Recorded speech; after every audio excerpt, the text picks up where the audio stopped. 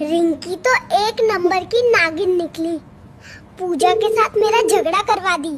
आज बताता हूँ इसको। ओए नागिन, बोलिए मोटू जी, क्या हाल चाल है? तुमने ऐसा क्यों की रे? मैंने क्या कर दिया? अब तुमने पूजा को क्यों बोली कि मैंने तुम्हें प्रपोज किया है? तुमने उस दिन झूठ क्यों बोले मोटू?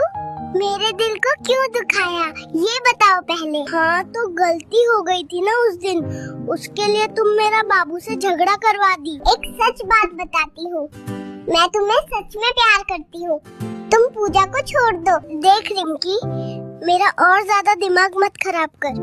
ये सब पहले क्यों नहीं बताई तू? बता देती तो क्या पूजा को छोड़ देता।